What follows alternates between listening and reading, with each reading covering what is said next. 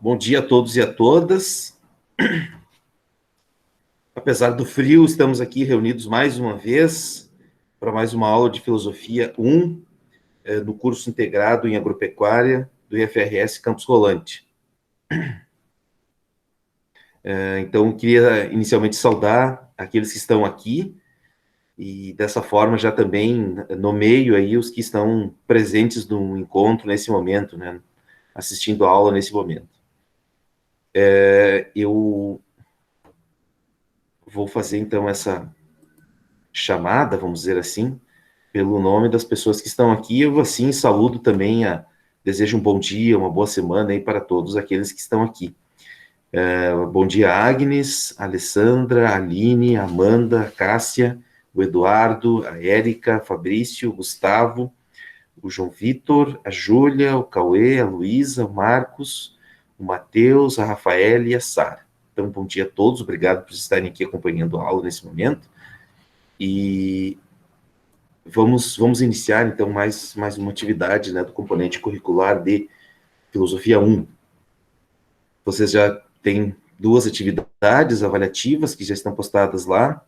Eu não sei se entrou mais alguém agora nessa última semana, né, no curso de vocês. Se caso entrou, vocês devem acessar o Moodle, né? Vocês devem ter recebido aí as orientações, né, de como fazer esse acesso. Eu ainda não fiz a conferência das atividades que vocês fizeram e também já estou liberando mais uma atividade hoje. Depois da aula já vou estar liberando mais um questionário. Vocês também vão ter esse sim, agora a gente vai começar a trabalhar com as semanas já de encerramento, né? Dia 28, próxima segunda-feira, às 23h59, eu vou estar encerrando daí também todas as atividades, né? Essas primeiras atividades, tá? Aí a gente vai ter mais umas 2 atividades ainda, né? 3 atividades, com certeza, né? Para a gente já fazer o encerramento, e nós já estamos entrando, pessoal, na semana do final do bloco. Se vocês repararem, apesar de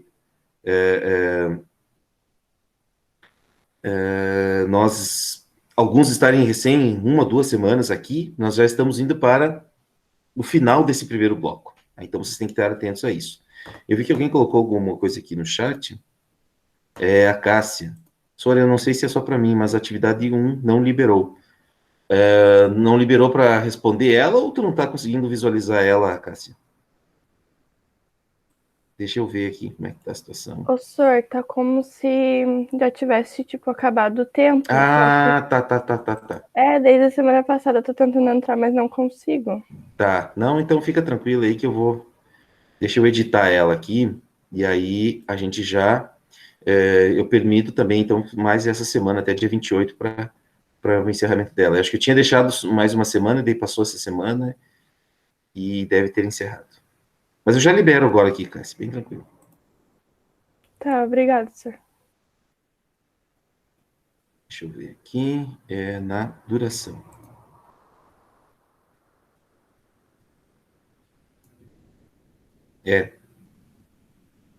Deixa eu liberar para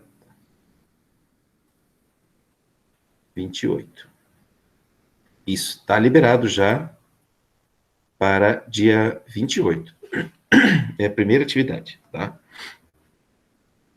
Já está liberado lá, Cássia, já organizei, certo? Eu já abri aqui agora, já está disponível, tá? Enfim, então acho que era... eu não sei se vocês têm mais alguma pergunta, alguma dúvida agora inicial.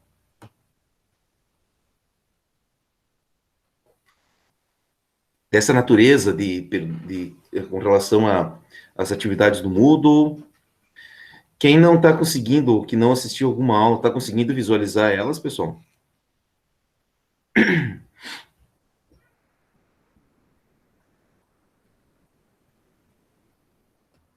Elas ficam todas disponíveis, as gravações ficam todas disponíveis. Deixa eu ver se eu já postei em todas as semanas a gravação da aula. Semana 2, sim. A semana 3 também. A semana 4 também. E essa semana agora, a gente não fez ainda. Eu vou liberar. Senhor, todas as gravações ficam disponíveis. Beleza. Então, vamos começar já, propriamente, com a aula de hoje. Não quero me estender muito, porque eu sei que vocês depois já estão sedentos para ir para a aula de matemática, né? Então, querem sair correndo da minha aula e ir para a aula de matemática depois. O João está com uma dúvida. Quem entrou agora fez todas... Bom dia, professor, uma dúvida. Quem entrou agora faz todas as atividades já feitas ou começa dessa atividade agora? João, você vai ter que fazer todas as atividades, tá? É uma forma também de você recuperar aqueles primeiros encontros. Você deve visualizar as aulas, tá? Onde tem, assim, eu apresento os conteúdos e fazer as leituras, né, das atividades, e buscar realizar as atividades, tá? Eu oriento as atividades, tenho a aula, tenho a orientação das atividades na aula e as leituras para você fazer, tá? Tem que fazer, porque senão a gente não vai fechar a tua carga horária, João, tá? Você precisa ter, assim, um mínimo de carga horária para poder também ter a aprovação, certo? Como você está entrando agora, você entrou semana passada? Ou essa semana agora? Pode responder pelo chat aí também. Sim. Então, na verdade, você vai ter 2 atividades para fazer. Vai ter mais as aulas ainda, né? As leituras, que são da primeira, da segunda semana, que tem mais atividades. Mas, assim, questionários mesmo, para você responder, são só 2 também, que eu tinha liberado para tudo. Era um descritivo e outro com questões de múltipla escolha. Então, são 2 questionários. E daí você tem mais as aulas, né, que você tem que assistir, e as leituras de fazer, por fazer. Tá?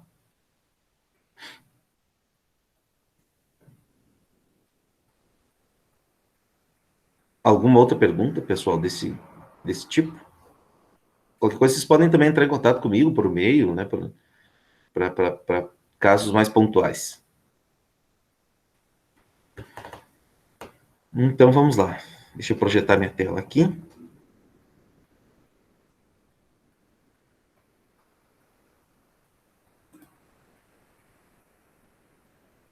Pediu para entrar.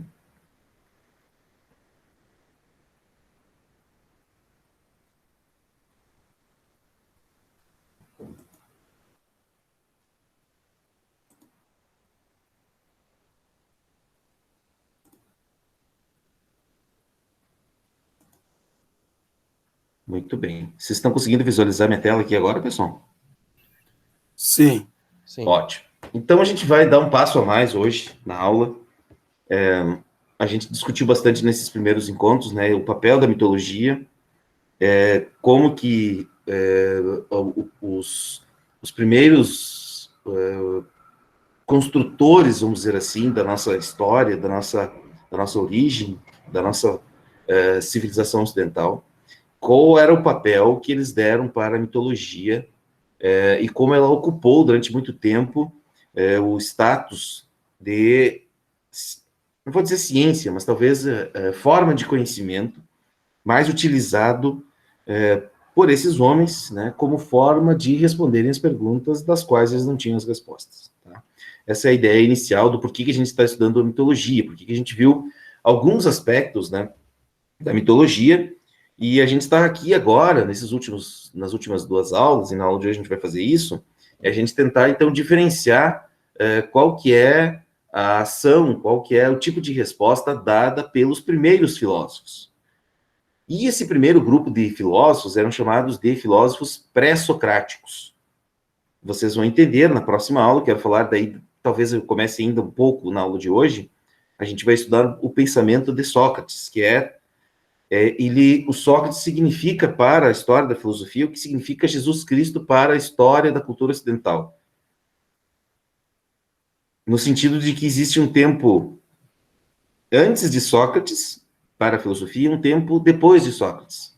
Assim como o nosso calendário, ele é dividido em tempo, o tempo histórico do nosso calendário, ele é dividido em antes de Cristo e depois de Cristo, na filosofia nós também temos essa divisão. Existe uma filosofia pré-socrática e uma filosofia daí de Sócrates para o tempo presente, certo? Mas o que a gente vai ver na aula de hoje é, então, esse primeiro movimento de filósofos que nós, historicamente, denominamos, os estudiosos da filosofia, denominam de filosofia pré-socrática, tá? E a filosofia pré-socrática, ela ela tem algumas especificidades. Tá? Eu já comecei a falar um pouco para vocês na semana passada, que é essa iniciativa de fazer com que os mitos sejam, então, agora explicados, não mais com o recurso à sua narrativa simbólica, tá? Que buscava dizer aquilo que não era possível de ser dito, mas usando sempre o recurso à narrativa mitológica, fantasiosa, podemos dizer, né? Para os eventos, para os acontecimentos, para os fatos. E os primeiros filósofos pré-socráticos, eu até usei essa expressão um pouco em tom de brincadeira, mas é muito sério isso também, os filósofos, esses primeiros filósofos, os filósofos pré-socráticos, a gente pode quase dizer que eles são os chatos da história, né? Porque eles vão começar a buscar uma resposta não artificial, uma resposta mais natural possível, tá? A mitologia é uma resposta artificial, é uma resposta às perguntas artificial. Artificial no sentido de que ela é inventada, né? E, diga-se de passagem, muito bem inventada, muito bem elaborada. Ela é muito mais rica em detalhes, ela é muito mais prazerosa da gente escutar, da gente ouvir, e ela atende, sim, muitas das nossas necessidades de, talvez, outra ordem, que não somente uma ordem cognitiva, né? Os mitos, eles, por essa beleza simbólica que eles têm, eles conseguem transmitir uma certa beleza naquilo que é dito. Né? Enquanto que a filosofia, não. A filosofia, ela é mais sistemática, ela é mais racional, ela é mais dura, ela não trata com sensibilidade dos acontecimentos, né? Ela apela sempre para o discurso racional. A filosofia, então, ela é o logos, né? É o logos no mundo, é a razão no mundo, é o conhecimento no mundo. E nesse primeiro momento é o conhecimento do mundo físico, literalmente. Tá? Lembra que eu falei para vocês na aula, né? Foi na aula passada, falei rapidamente sobre o Tales. Né? Tales é o chato, o primeiro grande chato da história nesse sentido, né? Chato porque eu estou brincando aqui, tá, pessoal? Não entendo assim que ele era um chato no sentido de ser uma pessoa chata, né? Mas ele era alguém que buscava, a partir da sua observação do mundo físico, encontrar respostas, tá? E então nós temos com Tales de Mileto a primeira grande inversão da história da filosofia, né? Vocês vão ver que ao longo do tempo, nós tivemos várias inversões, viradas de chave, né? Na história do pensamento humano. E Tales é talvez o que faz a primeira virada de chave. Porque é ele que, com esse ato, com essa ação de observar a natureza, ele transforma aquela conduta, aquele comportamento, aquele jeito do homem grego antigo, arcaico, de observar para as coisas da natureza e encontrar, se satisfazer com respostas mitológicas. Né? O Tales, ele vai observar para os fenômenos da natureza e vai tentar compreendê-los, né? Para além daquilo que está à sua frente. Tá? Essa é uma pergunta que a empregada, eu vou usar aqui a expressão empregada, né? Mas era uma serviçal, na época, era outra relação que existia, né, entre as pessoas que trabalhavam para aqueles que pensavam, né, ou enfim, para os nobres, né? A atividade filosófica, na época, ela era uma atividade de pessoas desocupadas, né? Pessoas que não estavam, elas tinham suas necessidades econômicas, vamos dizer assim, atendidas, e elas podiam se ocupar, então, com uma atividade que não fosse as atividades mais imediatas, né, do cotidiano. Então, o Tales, quando ele estava fazendo essa observação aqui dos fenômenos da natureza, observando reiteradas vezes, várias e várias vezes, cuidando para ver como as coisas aconteciam, tá?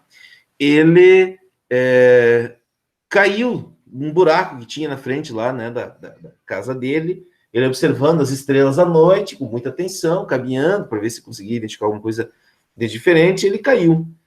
E aí a serviçal dele pergunta, né, como pretende tu, Tales, que não podes sequer ver o que está à tua frente, conhecer tudo acerca do céu, tá? é uma ironia, é uma anedota, é uma piada, né? Ela, tipo, ela dá uma debochada do Tales, né? E ela diz assim, pá, Tales, mas como é que tu quer vir explicar a origem do mundo, né? Você quer explicar a origem de todas as coisas, você não consegue ver um buraco que está na tua frente. Né? Bom, essa parte, assim, ela ainda ela é simbólica porque ela representa, né? É o primeiro passo que o Tales está fazendo para efetivamente essa ruptura com essa visão mítica do mundo. Né? Vejam, o que significa alguém cair de um buraco, né? Significa perder, literalmente, é perder o chão, é não saber, né, o que está à sua frente. Por quê? Porque está, de certa forma, dando um passo além daquilo que está somente à sua frente. Tá? Esse buraco que está na frente, que o Tales caiu, na verdade, ele pode simbolizar também a nossa própria condição humana, as nossas fraquezas, né, a nossa limitação, a nossa precariedade, né? Só que a gente precisa observar atentamente, e é isso que eu queria que vocês memorizassem, aprendessem com essa aula, tá? Que às vezes, a gente precisa fazer, e a filosofia é a forma de responder as nossas perguntas que mais procura fazer isso. Nós não precisamos nos focar somente nas coisas que estão ao redor e no cotidiano imediato, tá? Porque, às vezes, o que está no nosso cotidiano imediato, ele nos impede de ver algo que está além daquilo, desse cotidiano ali, tá? A empregada serviçal do Tales, ela duvida dessa atividade que o Tales está inventando aqui, que é a atividade filosófica, né? Ela duvida porque ela está preocupada com as coisas do seu cotidiano, das coisas que estão muito à sua volta, né? E ela está também satisfeita porque existe uma resposta, que é a resposta da mitologia, tá? E as pessoas, de modo geral, vamos atualizar isso, trazer para nós hoje, de modo geral, nós temos respostas para as nossas perguntas, né? Se a gente começar a ficar pensando e refletindo mais profundamente sobre as questões que estão à nossa volta, talvez a gente vá precisar se afastar um pouco daquele mundinho que a gente está inserido. A gente precisa dar, como o Tales fez, observar para além daquele mundo circunscrito na nossa casa, vamos dizer assim. As pessoas que estão com nós, né? O bairro, a cidade que a gente vive, a gente precisa projetar algo mais longo, mais distante, né? A gente precisa fazer esse movimento, tá? Essa é a primeira atitude, vamos dizer assim, né, de uma atividade filosófica, tá? Que desde lá, os primeiros gregos, os primeiros filósofos lá na Grécia Antiga, né? Por exemplo, esse que eu estou falando aqui para vocês, ele é de Mileto. Mileto é uma região hoje que pertence à Itália, né? Então, ele não é necessariamente grego, no sentido que a gente por exemplo, Sócrates, que é um ateniense, né? Que é literalmente de uma cidade típica da Grécia, né? Então, Tales, ele estava já também ousando, ele estava tentando ir além daquilo que estava muito à sua volta, né? Então, é isso que eu falo, né? Essa passagem aqui, ela é elucidativa de uma atitude que é típica da filosofia, que é... Professor, Oi. desculpa atrapalhar, mas teus slides não estão passando. Eita. Então, deixa eu mudar aqui a forma da apresentação. Deixa eu parar e fazer de um outro jeito. Vocês não viram nada? Não. Só ficou ali na tela inicial ali da... Só na tela inicial? Sim.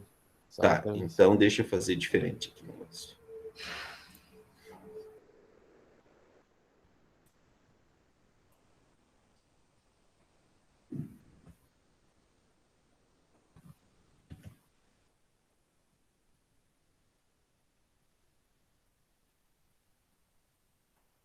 Deixa eu voltar lá para a apresentação. E agora, vocês estão vendo? Agora sim. Tá, Sim. beleza. Não, mas era isso então, tá? Saltares observando, estava falando, imagino que vocês estavam entendendo isso, né? Então, tá o Tales ali falando, tá observando, né? Vocês estão vendo, ele não tem nada que media a natureza aqui, os astros e ele. Então, é esse passo que a atividade filosófica ela é uma atividade, nesse primeiro momento, solitária. Tá? Solitária no sentido que essa capacidade de observar as coisas do mundo é uma ação que a gente precisa aprender a desenvolver. Tá? Assim como vocês fazem exercícios de matemática para aprender matemática, a gente precisa fazer exercícios filosóficos para entender filosofia. Então, assim, eu não posso observar para vocês. Agora, o que a gente precisa fazer é treinar a nossa capacidade de observação nas coisas que estão à nossa volta. Estarmos atentos ao que está acontecendo à nossa volta. Né? Observar com muita acuidade, com muita perspicácia, com muita atenção. Prestar atenção, ouvir bem, observar com atenção, olhar bem, tentar compreender as coisas a partir da nossa própria capacidade. Elaborar as nossas próprias compreensões. Tentar emitir opiniões e juízos sobre as coisas que estão à nossa volta. Essa é uma ação que a gente aprende. A gente vai aprender a fazer isso. A gente precisa parar e pensar sobre algo. A gente precisa treinar a nossa capacidade de observação. É isso que a gente precisa aprender a fazer. Tá? Nós temos um curso de 4 anos para fazer isso. Vocês estão começando agora o integrado, estão no primeiro ano. Nós teremos 4 anos de atividade de estudo, né, de conhecimento, né, da tradição dos nossos filósofos do passado, para que a gente possa aprender com ele como que se observa, como que se reflete, tá? Eu lembro que quando eu estava na graduação em filosofia, um professor usou uma expressão que eu achei muito válida, e eu sempre repito ela também para os meus alunos, que é o seguinte: se a gente quer enxergar longe, assim como Tales conseguia enxergar coisas muito além daquilo que simples de estrelas, a gente precisa subir nos ombros de gigantes. Se a gente quer enxergar longe, a gente tem que subir em ombros de gigantes. Quem são os nossos gigantes aqui? São os filósofos, tá? A gente precisa treinar a nossa capacidade de observar as coisas do mundo a partir das ideias que eles elaboraram. Porque senão a gente corre o risco de achar que a nossa ideia é a melhor ideia do mundo. E a nossa ideia, muitas vezes, ela é muito velha e muito ruim, tá?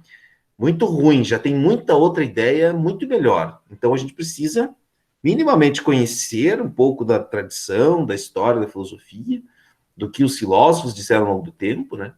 Para poder também se dar conta de algo, por exemplo, que não é do Tales, mas é de Sócrates, que é um filósofo que a gente vai ver logo mais adiante, que é o seguinte: quanto mais conhecimento você busca, mais você vai se dar conta da tua ignorância. Né? Quanto mais você estudar, e isso é válido não só agora aqui, pessoal, para vocês que estão começando o curso no ensino médio, mas para o resto da vida. Quanto mais conhecimento vocês vão adquirindo, quanto mais leituras vocês fizerem, quanto mais atividade vocês tiverem acesso, quanto mais conhecimento vocês tiverem acesso, mais vocês vão se dar conta da ignorância de vocês. Tá? Eu sei ler e escrever bem em português, mas quantas outras línguas existem no mundo? Quantas outras línguas existem que eu não faço a mínima ideia como se diz um bom dia? Eu não sei escrever uma frase em outra língua estrangeira, né? Então, assim, eu sei bem português, que bom, deve, né, começar a aprender logo uma outra língua, e depois uma outra mais, e aí por aí vai, né? Quanto mais a gente estuda, mais a gente se dá conta que a gente sabe muito pouco, tá? Então, esse é o segredo, né? Esse é o treino que a gente precisa fazer para se tornar, cada vez mais, né, uma pessoa que valoriza a sua capacidade racional, né? Vamos imaginar que Deus tenha nos criado, né, e tenha nos dotado dessa capacidade de usar a inteligência, e a gente não usa nada dela, né? Imagina o desperdício e a insatisfação de quem nos criou, né? Então, esse primeiro movimento dos primeiros filósofos, ele deve ser também um impulsionador da nossa capacidade de refletir, de pensar, de produzir as nossas próprias ideias, né? de a gente questionar o mundo à nossa volta, da gente tentar olhar para além daquele buraco que está à nossa frente, mas tentar ver todas as possibilidades que estão lá adiante, depois que a gente passar por esse buraco, né? Então, tudo isso deve motivar nós no início, né, para que a gente possa efetivamente, né, valorizar, usufruir, né, da beleza que é a nossa capacidade de conhecer, né, de compreender o mundo. Tá?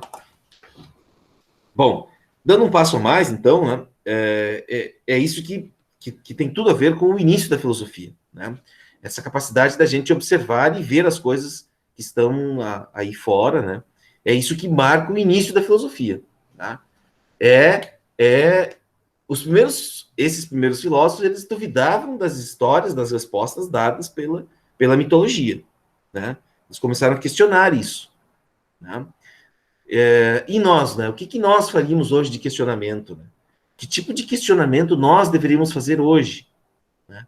Quais são as respostas que nos são dadas que a gente pode colocá-las em questão, colocá-las em dúvida? E vou dizer mais, a própria escola pode ser o lugar que a gente comece a exercer esse treino de questionamento das coisas que estão aí, né?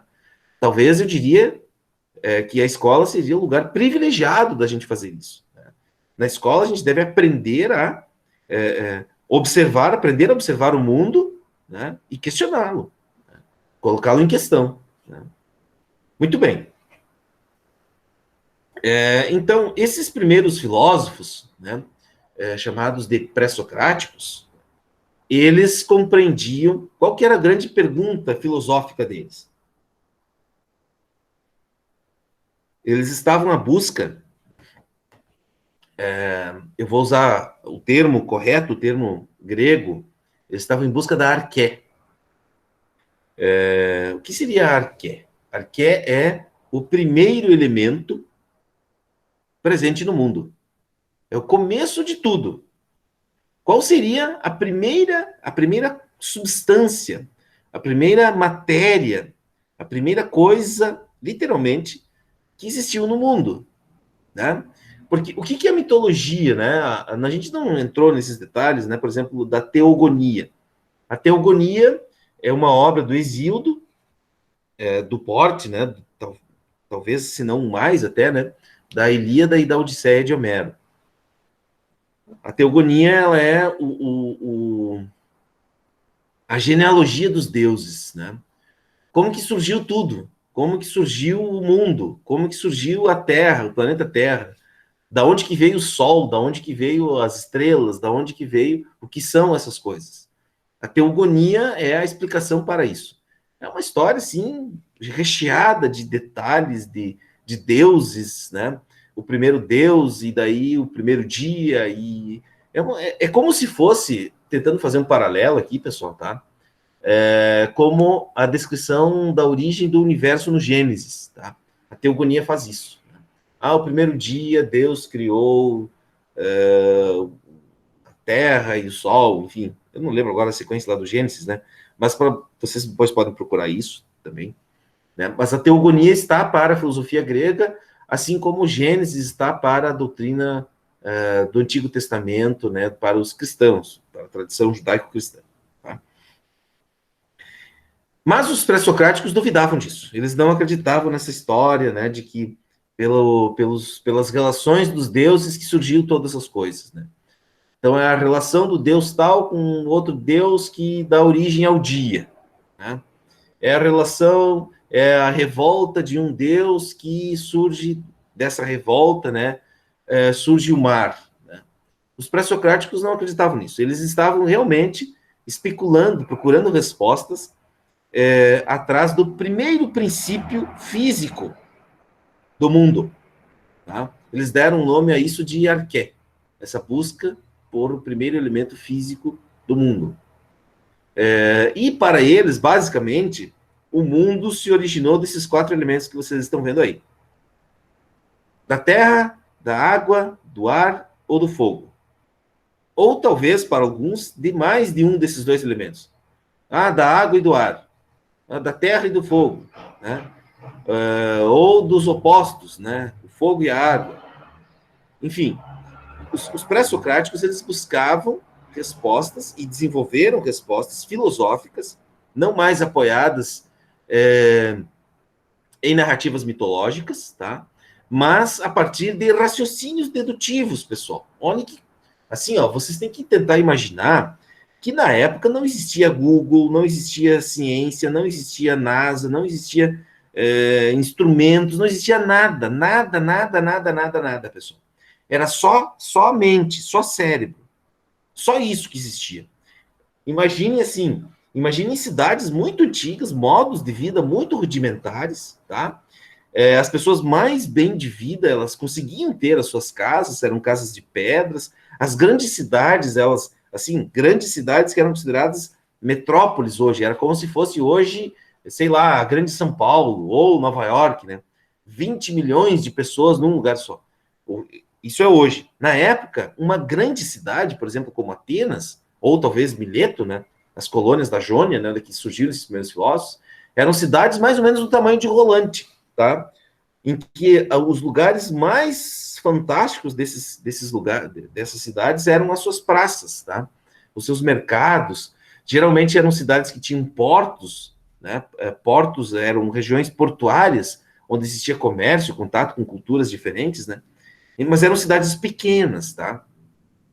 E os filósofos eram sujeitos assim, eram pessoas ricas, porque eles não precisavam trabalhar, eles tinham tempo para poder fazer isso, né?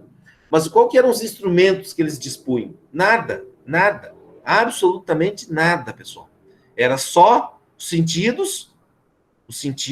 sentidos e cérebro, só isso. Então, assim, ó, a gente precisa respeitar essas pessoas, né? Porque hoje, eu desafio vocês, né? Quem conseguiria hoje elaborar uma teoria, né? Quem conseguiria elaborar hoje uma teoria, ou a partir das suas experiências, né? Tão profícua como essa, tão revolucionária como essa, tá? Esses caras, eles conseguiram só com o cérebro deles e com os sentidos elaborar teorias extremamente instigantes. Vocês me desculpem a minha emoção quando eu falo isso, mas é isso mesmo. Assim, esses caras eram, assim, tinha gente que vivia no meio do mato, não fazia absolutamente noção de como que era um mundo fora daquilo que era possível de observar pelos sentidos. Esses caras elaboraram os primórdios da química, da física, da matemática, da literatura. E hoje a gente está dentro de casa, com a nossa cama, um computador, acesso à internet, com mil e uma coisa, e às vezes não produz um texto de 10 linhas que o professor pede, tá? Então, assim, ó, a gente precisa reconhecer a importância que foram esses primeiros pré-socráticos, esses primeiros filósofos, né? Nós não temos acesso a obras deles, né? Sobraram apenas fragmentos de textos e menções a eles, né? Em outros filósofos depois, por exemplo, como Sócrates e Platão, Aristóteles, né? Nós não temos obras desses primeiros filósofos, são só fragmentos, tá?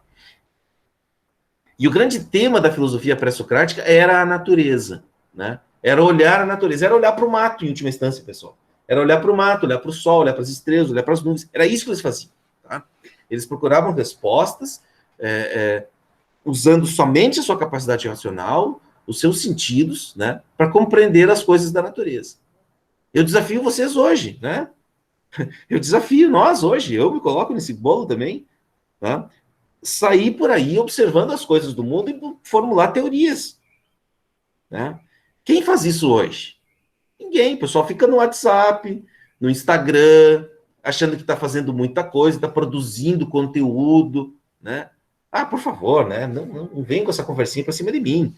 Vamos estudar os filósofos pré-socráticos para imaginar assim, ó, a capacidade que eles tinham, né? De produzir conhecimento usando somente a sua capacidade racional, tá? Então, vejam bem. E olha o que eles buscavam responder. Vocês estão vendo agora a passagem dos slides aí, pessoal? Me confirme, por favor. Sim. Sim, prof. Ó, eles buscavam. Olha o objetivo que eles tinham.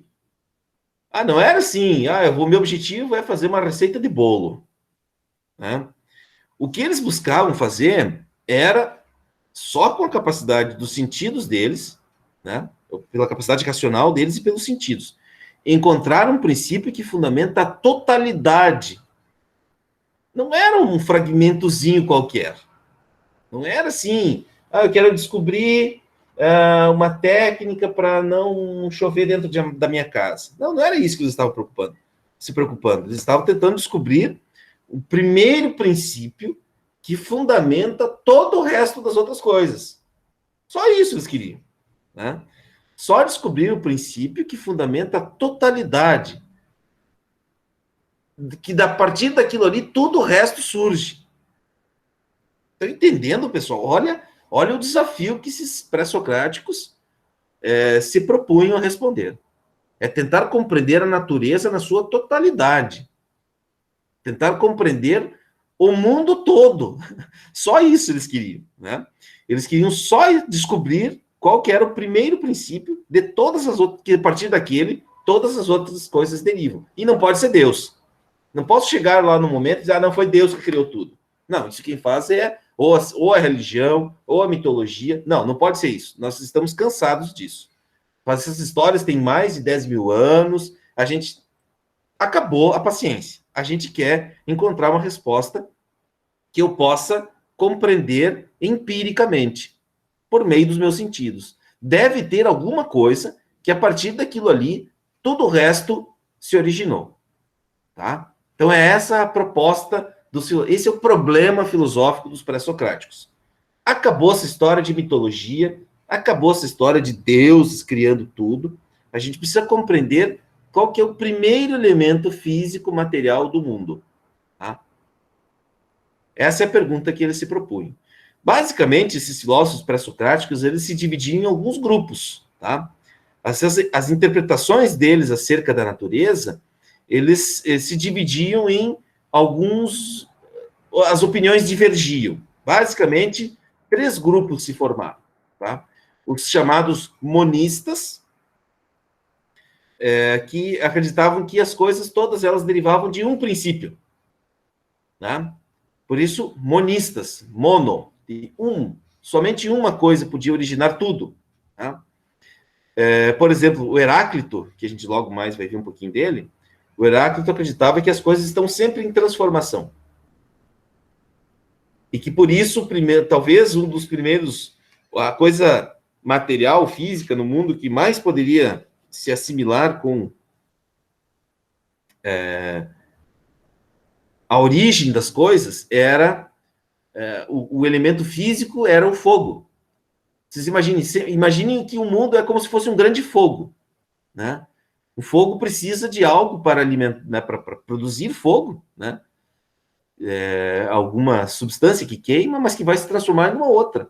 E se tiver mais outra substância que alimenta o fogo, aquilo tudo ali vai se transformando e vai originando outras coisas. Né? O fogo vai consumindo e tudo vai se transformando. Já para Parmênides, que era o seu principal opositor, o Parmênides acreditava que as coisas elas eram, elas simplesmente existiam. O ser é algo que é imóvel. Tá? Então esse era um grupo dos chamados monistas. Eles acreditavam que tudo decorria de um princípio. Tanto Heráclito como Parmênides, eles trabalham com princípios, não com necessariamente coisas materiais. Eles assimilam, por exemplo, o Heráclito diz que as coisas estão sempre em mudança. Então, o que está sempre mudando é, por exemplo, o fogo. Né? O Parmênides dizia que o ser é imóvel, ou seja, as coisas são e não podem não ser. Imagine assim uma lenha, um pedaço de madeira, né? Se ela é transformada pelo fogo em cinza. Né? O Parmênides vai dizer que não, há uma sequência de acontecimentos. Ora, a lenha é lenha, e ela não é outra coisa, ela não é cinza, né? E a cinza também não é mais lenha, porque ela é cinza, ela é somente cinza. O ser da cinza é ser cinza, não é madeira queimada, né? Então, esse é o princípio do ser imóvel. Né? As coisas, elas não podem não ser. Ou uma coisa é, e é somente aquilo, e ela não pode ser outra coisa. Tá? E um segundo grupo, os chamados pitagóricos, né? Pitágoras de Samos, né? Um filósofo dessa época também, ele dizia que o número é um princípio. Que todas as coisas que existem são como os números. você não vê os números não estão por aí, né? Ah, tá passando um 7 ali na rua, não. Mas a ideia do que significa um 7, né, é o princípio de todas as coisas, né? Então, a matemática ela nos ensina uma série por meio de uma série de princípios, de regras, mas, no fundo, a matemática está explicando uma forma de compreender o mundo. Todo aquele que acredita nesse modelo, né, matemático nessa época, considerado um pitagórico, né? E o terceiro grupo eram os pluralistas, né, que acreditavam que tudo decorria de 2 ou mais princípios, né? Mas a gente não vai entrar muito nesses detalhes, porque não é isso tanto que me interessa, tá? O que eu queria deixar bem claro nessa aula de hoje é a ideia de que os pré-socráticos, eles acreditavam numa ciência, eles fundaram uma nova ciência, que era uma oposição à mitologia, que é a cosmologia, tá? O que é a cosmologia? É uma explicação racional e sistemática sobre a origem, ordem e transformação da natureza, tá? Então, os pré-socráticos, eles foram os primeiros a se cansarem, vamos dizer assim, né, das explicações da mitologia. Eles, então, buscavam um princípio natural, eterno, imutável, que desse origem a todas as outras coisas, né? É a ideia da physis. Vocês têm uma disciplina, né? Acho que vocês já têm no primeiro ano o curso de agropecuária, o componente de física. Tem, né? Vocês têm a disciplina de física? Ou ainda não? Só a partir do segundo. Ah, vocês não têm ainda, tá. Mas vocês têm uma disciplina chamada física. E vocês vão ver lá, quando vocês começarem a estudar física, que a origem da física é a filosofia pré-socrática, né? A física, ela é o quê? Ela é uma ciência, tá, que explica o mundo físico. Basicamente é isso. Não é fórmulas. As fórmulas, todas elas são meios para explicar fenômenos físicos, né? Os cálculos que vocês vão fazer, a necessidade da matemática, é para descrever numericamente as coisas que estão aí, as coisas que estão, né, materialmente constituídas na nossa frente, tá? E os gregos acreditavam que a physis, então, essa natureza na sua totalidade, ela é imortal, ela é eterna, né? Eterna no sentido... Vejam, pessoal, nós estamos estamos falando aqui de 2.500 anos antes do presente, tá? Estamos falando de um passado muito distante de nós hoje, tá? E não havia nenhum tipo de conhecimento, por exemplo, como as leis de Newton, né? A teoria da relatividade do Einstein, né? A noção de espaço-tempo que a gente tem hoje, né? Que espaço e tempo são basicamente a mesma coisa, mas ocupam posições diferentes, né, no espaço, né, e no tempo. Então, todas essas coisas elas não são conhecidas ainda, né? Então, os gregos acreditavam assim que tudo que existe é imortal, eterno. E as coisas como elas estão aqui, elas são eternas, elas não têm um começo, não tem como diagnosticar um momento inicial, até porque isso é eterno, né? A gente sabe que não é assim hoje, né? A gente sabe que esse planeta que nós estamos aqui hoje, ele não existiu em algum momento, né? E se ele não existiu, em algum momento ele vai deixar de existir, tá? Mas isso é uma coisa que nós hoje deveríamos pensar mais, né? Considerando que temos todos os meios, ou todos não, muitos meios, que esse pessoal aqui não tinha nenhum, tá? Então, os pré-socráticos, então, desenvolvem as suas teorias com base nessa noção de physis e na noção de que é preciso a gente encontrar um primeiro elemento, mas não recorrendo a Deus mais, ou a deuses, né, como os gregos faziam aqui até então, nessa época. Não só os gregos, né, mas todas as outras culturas contemporâneas aos gregos também faziam recurso, né? Chega você vai... da onde que veio isso, da onde que veio aquilo, blá, blá, blá. Chega um momento que vai ter Deus na história. Não. Os pré-socráticos, os filósofos, eles diziam que não, a gente não pode responder a essa pergunta da origem das coisas com o recurso ao sobrenatural. Nós vamos ter que tentar descobrir as coisas, a resposta para todas essas coisas, usando a nossa capacidade racional, tá? Então, como eu falava para vocês, basicamente são dois os principais filósofos, né, desse período aqui, né? Aqui nós estamos falando de mais ou menos ali, um pouco contemporâneo a Homero até o século IV, né? Uns 300 anos aí de produção de conhecimento, né, desses filósofos chamados de pré-socráticos. Nós não temos obras desses filósofos, nós não temos livros escritos por eles, que a gente tem acesso a todo o livro, né, do começo ao fim, como nós temos de Platão, de Aristóteles, de Epicuro, enfim, todos os outros filósofos que vieram na sequência. Nós não temos obras desses filósofos. Nós só temos fragmentos, algumas ideias, né? E a principal dupla desse período aí, né, dos pré-socráticos, são Heráclito e Parmênides, né? O Heráclito vai dizer que nesse mundo tudo está em eterna mudança. E o exemplo que ele dá é o do rio. Alguém aí mora perto de um rio? Eu, Quem que falou eu aí? Gustavo. Gustavo. Então pense o seguinte, Gustavo. É o rio aí em Rolante ou é em outra cidade? Rolante. É o rio Rolante ou tem o Areia também aí, né? É Rolante mesmo. É o rio Rolante, muito bem. É perto assim como? Tipo 50 metros, 100 metros, 300 É metros? literalmente é só atravessar a rua. É mesmo? Aham. Então você já deve ter visto cheia aí. É, direto de vez em quando. Pois é. Então, imagina o seguinte: você consegue, se você entrar, vamos imaginar que, hoje não, vamos pensar num dia quente, tá? Vamos imaginar que você, não sei se aí dá, mas onde você, né, onde você está aí só atravessando a rua, você conseguiria entrar no rio, É, tem que entrar, tipo, mais pra uma. Tem que andar um pouco mais pra entrar nele. tá? Imagina que um dia, por alguma razão, você entrou no rio, tá? Aqui, quando começar a primavera, você vai experimentar entrar no rio, né, quando não está mais tão frio.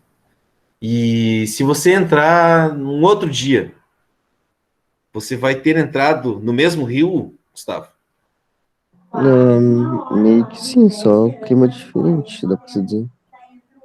Tá. Sim ou não? Vamos ser Hum, aqui. Tu entrou no mesmo rio ou não? dá pra... sim.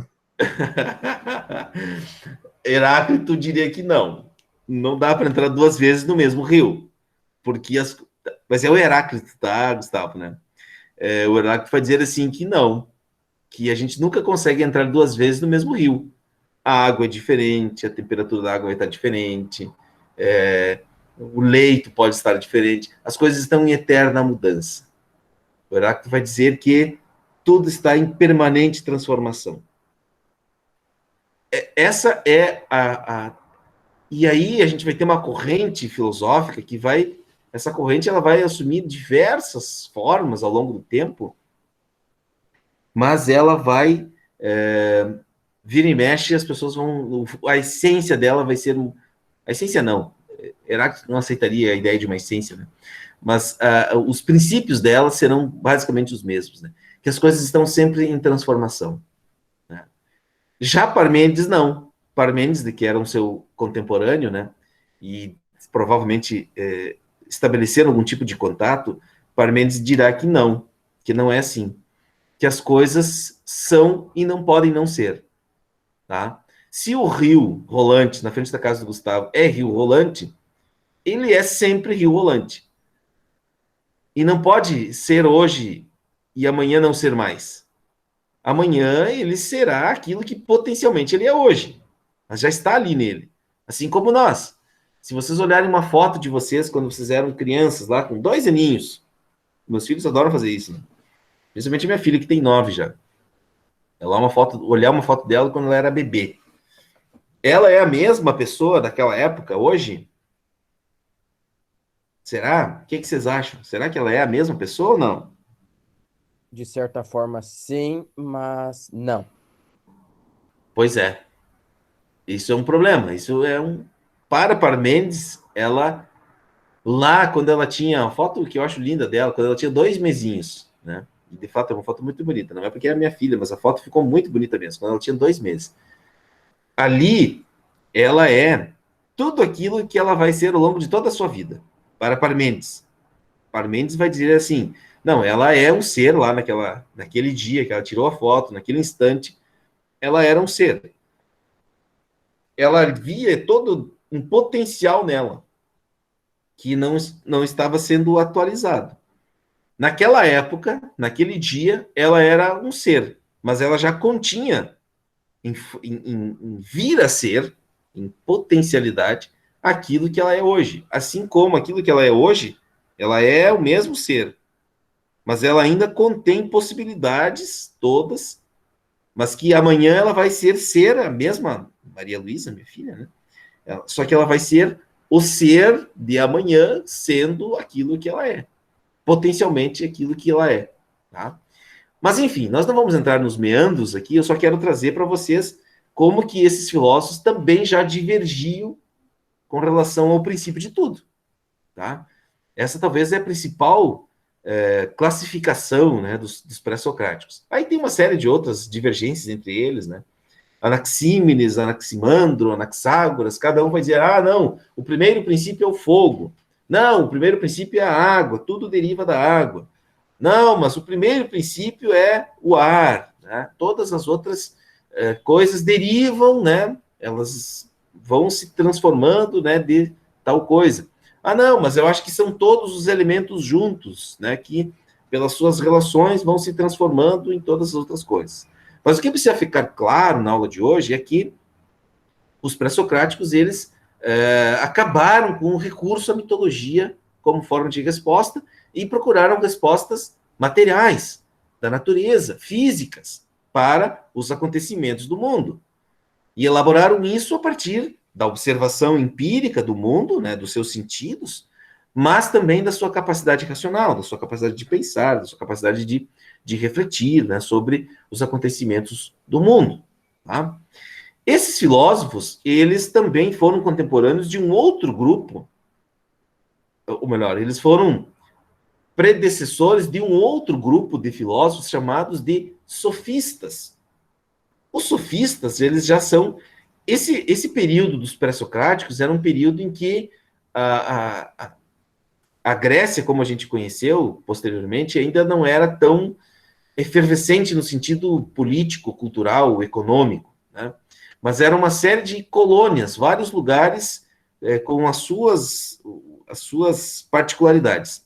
Já no contexto dos sofistas, os sofistas, eles eram quem? A gente pode dizer assim, que eram os primeiros filósofos da cidade de Atenas. Não eram filósofos, eram os primeiros professores que ensinavam alguma coisa para alguém. Tá? Os pré-socráticos, eles refletiam por conta própria, eles não tinham aquela tarefa de ficar ensinando algo para alguém. Eles tinham tempo livre e eles refletiam. Já os sofistas era diferente. Os sofistas, eles eram professores, eles ensinavam algo para alguém. Ensinavam o quê? Ensinavam a retórica. Tá? Mas, enfim, a gente não vai ter tempo de avançar mais sobre o pensamento dos sofistas. A gente vai parar por aqui, né? Eu sei que vocês já têm daqui a pouquinho outra aula, e na próxima aula a gente avança um pouco mais sobre os sofistas. Tá? Mas, enfim, eu estava olhando aqui a hora, a gente não vamos dar esse passo a mais. Eu quero ficar aqui com os pré-socráticos para a aula de hoje. Até aqui, pessoal. Tá claro isso? Alguma pergunta, algo que vocês gostariam de questionar, de levantar aí alguma questão? Para mim, tá tudo muito bem explicado, prof. Bem claro, consegui compreender tudo, não tenho dúvida nenhuma. Que bom. Alguém gostaria de fazer algum comentário?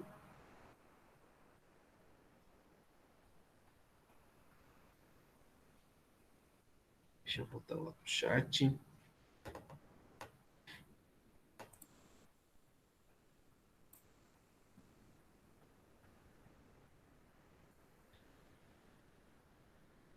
Deixa eu parar minha apresentação.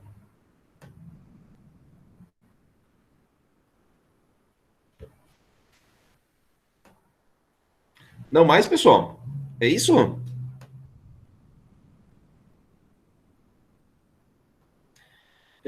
Entrou mais alguém depois aqui na chamada? Acho que sim, né? Deixa eu repetir o nome aqui. A Natália, sim. Deixa eu fazer rapidinho, então, a chamada, pessoal. Pela lista que está aqui no Siga. E vocês vão me dizendo. Só responde aí um sim, por favor. Abre o microfone e diz presente. Tá? Agnes.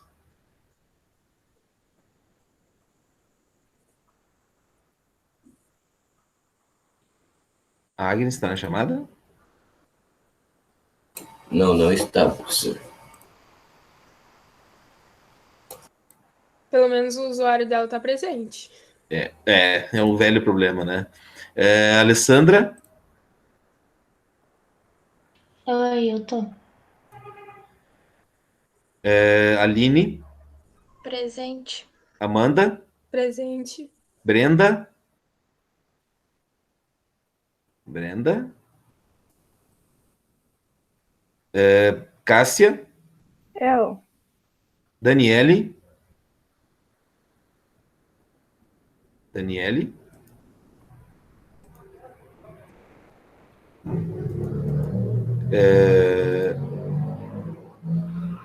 Não, a Cássia tá, Daniele. Eduardo, tá aí. Presente. Érica? Aqui. Fabrício? Opa. Opa! Gabriel?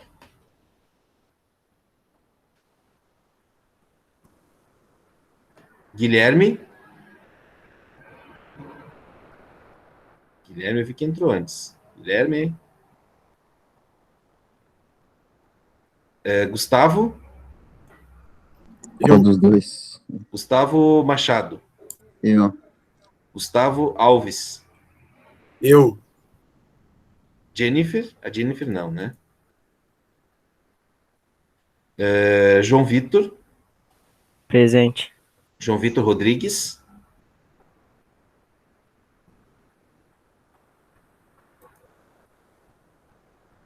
Júlia.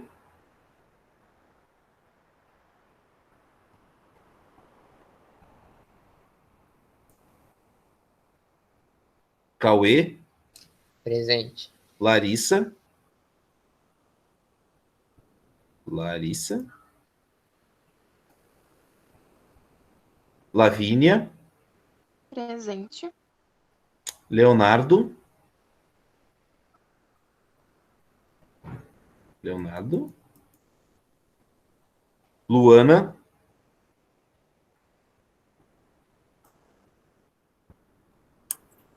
Soro, o Leonardo, se eu não me engano, mandou alguma coisa ali no chat. Olha para mim ali, então, faz favor. Leonardo não, o Matheus. Ele disse que ele tá sem o microfone. Ah, tá. O Matheus, tá. Ok. Luísa, já chamei? Presente. Luzângela.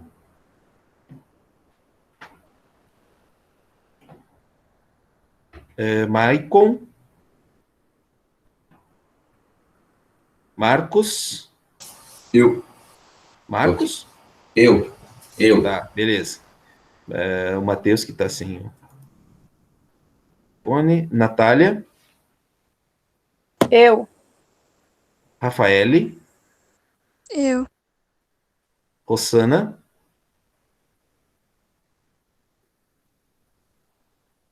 Sara. Aqui. Tainá. Tainá do Amaral ia pedir transferência. Tá. Obrigado quem avisou. Wesley.